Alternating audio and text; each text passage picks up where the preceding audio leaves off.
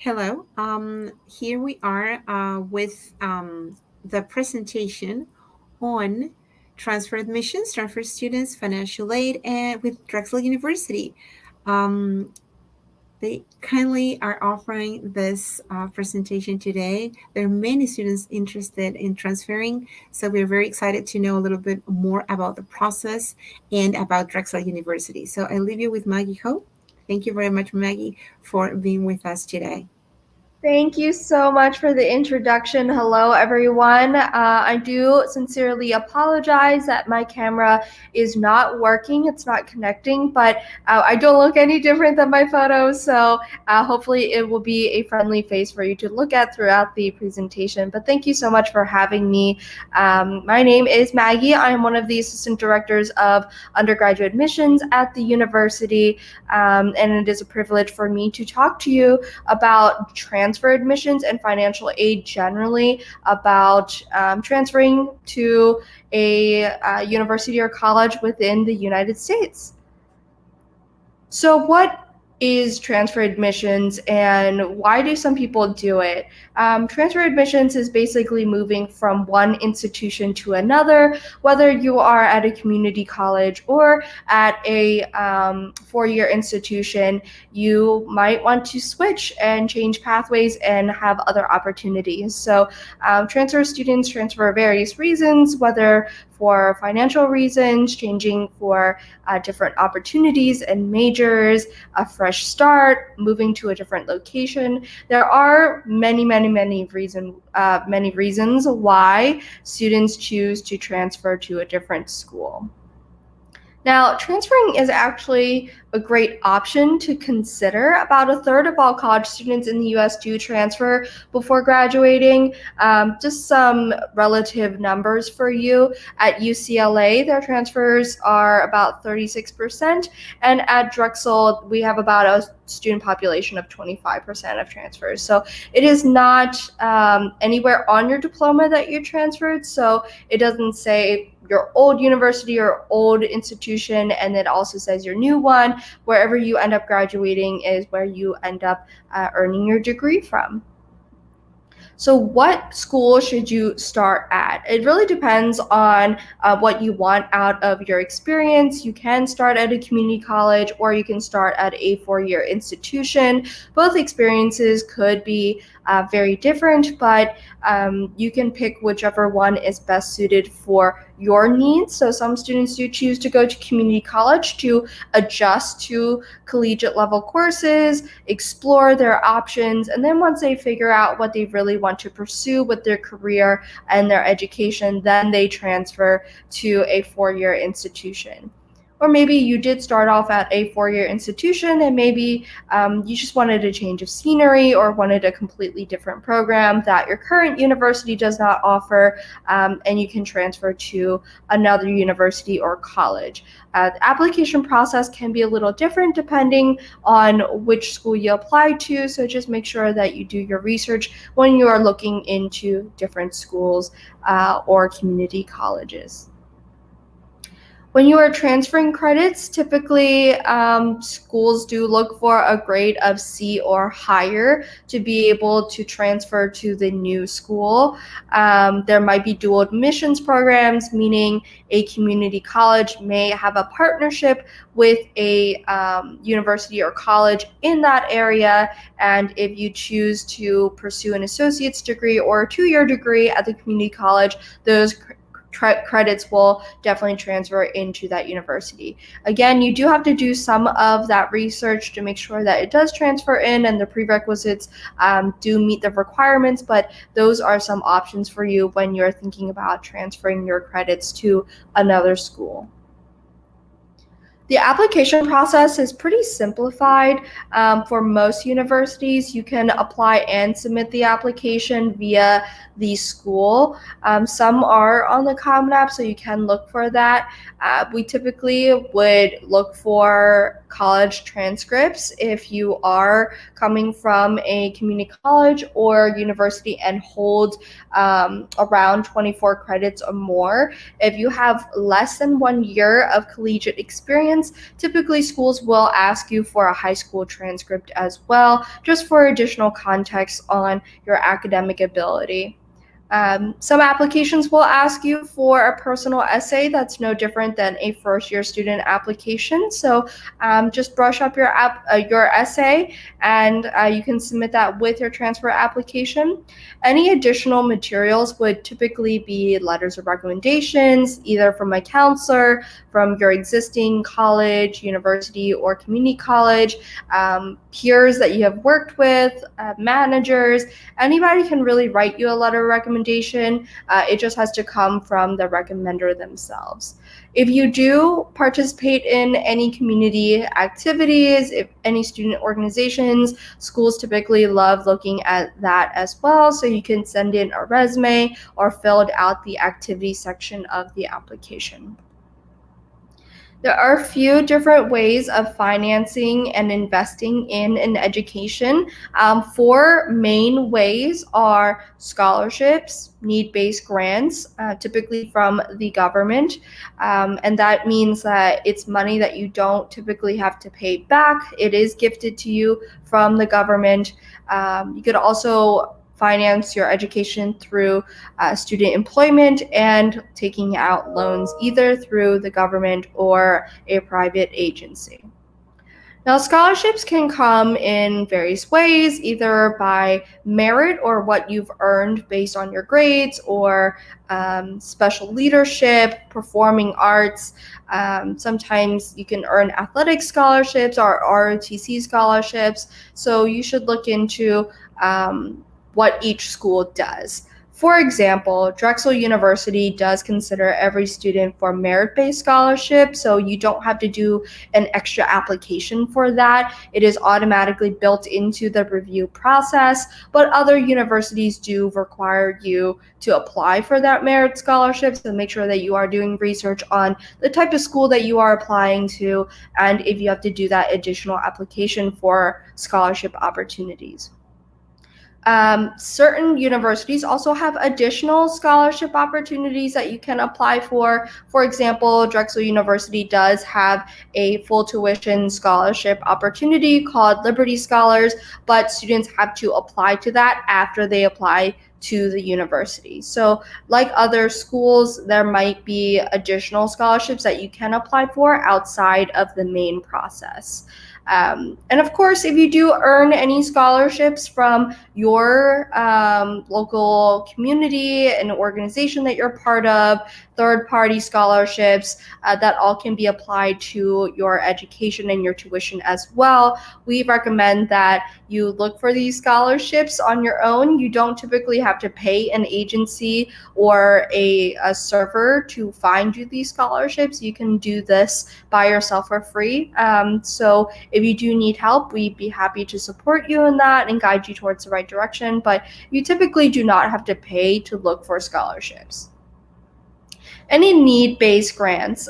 So some schools do accept the FAFSA and CSS profile for financial aid and need-based aid. Specifically at Drexel, for example, we accept the FAFSA for students that are domestic here, and they ask for the federal government to provide them grants, which is money that is gifted to them. They don't have to pay it back, and potentially be provided loans that they do borrow and would eventually have to pay back. Schools may also use the CSS profile, which is a separate financial form found on the College Board website. Drexel University definitely uses this form, and other institutions do use this form as well. And on our end, international students can use this as their financial aid and financial need-based aid consideration. Some other universities will do this as well. So just make sure you look into the financial requirements for each place that you're applying for and what that means when you are applying. Student employment, typically students can apply for a work study if they are a domestic student and they're given that grant from the government, or you could just apply for an on-campus position and they would pay you on an hourly rate, similar to work study, but it would be coming out of the university's budget and not the federal government's budget. You could look for all of these jobs on a specific school's website. It should be under student work or work study. So how much does a college education actually cost, and what are you investing in? So a direct cost is exactly what you see when you get your acceptance letter and you see kind of a receipt of what to expect to pay for. So the big things are your tuition and fees involved with being a student at the university. You also have room and board where you would be living and what your meal plan may be. Sometimes universities will require you to join their health insurance plan if you do not have your own health insurance, and these costs will appear on the college bill. So just make sure that you check if you can opt out of health insurance with a university or college if you already have existing health insurance, but these are your direct costs. Some indirect costs that may vary student to student would be your books and supplies, off-campus living, depending on the type of apartment or housing situation you are in, any personal expenses, transportation. For example, if you're using public transportation versus a car, that could cost you very differently in the long run. So your direct costs and your indirect costs added together would be the total cost of attendance per student. How much will it cost? Expected family contribution, or EFC, basically is what is estimated to be paid for by the student, their families, and or guardians, and what you would be responsible for. So the cost of attendance minus the expected financial need is what you would be paying for. And then the university net price calculator can be found on each university's website, and this can help you better estimate what is your responsibility when paying for college and the investment. Certain questions that you should be asking universities and schools as you start doing research about where you want to go, or when you're speaking to a representative, you should ask if tuition goes up every year so that you can plan for it if that is something that happens. If tuition increases, does aid increase as well? Certain things like loan repayment, when and how, where do I go to pay for the bill on the portal? Then you should speak with an advisor on payment plans or how you choose to pay for your education moving forward. All right, so that was about the transfer and financial aid experience overall, applying to any U.S. schools and colleges. I'm going to speak briefly about Drexel University, as we are partnering with Education USA on this presentation. Drexel University is located within Philadelphia, Pennsylvania. We are an R1 research institution, meaning we have a very high level of funding for students to get involved in research, and you could actually do that within your first couple of years at the university. Our undergraduate population right now is 14,000 undergraduate students, and our student to faculty ratio is 10:1, meeting class sizes of 19 students each. We offer over 80 undergraduate majors, and they fall within one of these academic units in schools. We started off as an engineering school over 100 years ago, but we've grown quite a bit since we started as an institution. This photo right here is of our main building. In present day, it is now more of an administrative building. So if you happen to visit campus, this is where we would greet you. This is where you would get your information session. But back in the day when we started, this is where every single class was held. So we have a much larger campus than this one building, but this is where it all started. If you are interested in getting both a bachelor's and graduate degree, we also offer accelerated combined and bridge programs. So if you wanted to get a bachelor's in business and then add one additional year for an MBA, that is absolutely possible. If you wanted to get a bachelor's and master's in engineering all within 5 years, that is also possible. So if you want the full list of accelerated programming, that is available on our website. Something that we're really proud of is our unique curriculum. We love tying in what you're learning in class to a hands-on experience. So take, for example, this photo right here. This is actually Pepper, the robot. Her name is Pepper, and Pepper is from the biomedical engineering school. They use Pepper to understand human behavior and how you interact with people and understanding brain function. So it's a really cool way to apply what you're learning in a biomedical engineering class to a hands-on experience.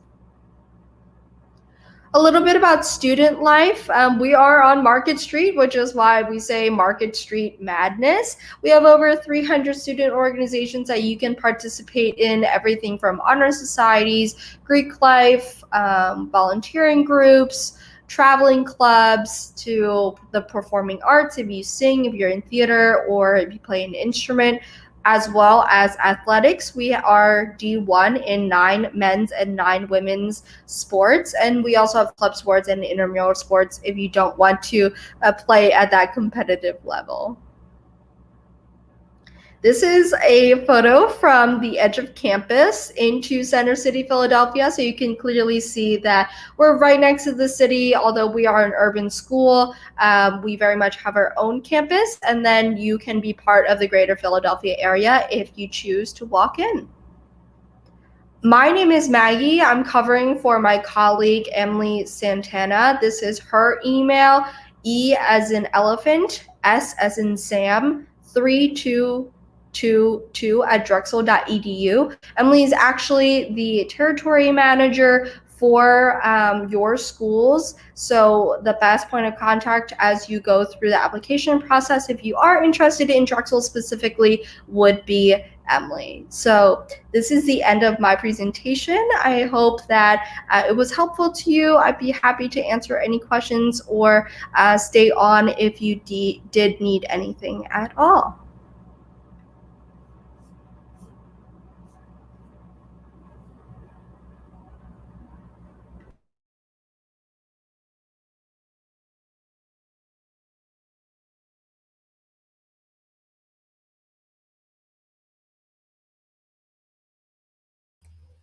Hi, Maggie. Hello. I put a question there because we get a couple of popular questions. I'm going to send you here one of them, and it's just one is like, am I considered a transfer student if I study a semester? And the other part of the question is sometimes a year, right, in Chile. And that person is not interested in transfer any credits. Just they're worried about the status and how they might affect, how it might affect the scholarship as well. Okay. So if are they considered a transfer student if they only studied a semester up to a year in Chile? Typically, it is by credit, so we have to look at the transcript. And if the student has less than 24 collegiate credits, then we would have to review for their high school credential as well. At any point, some schools cannot tell you how much you're coming in with until they go through the full review process. Specifically at Drexel, you have to be accepted into your program before they even start a transfer credit evaluation, and we cannot guarantee a certain minimum level of credit to come in. So that does have to come along with the process of applying.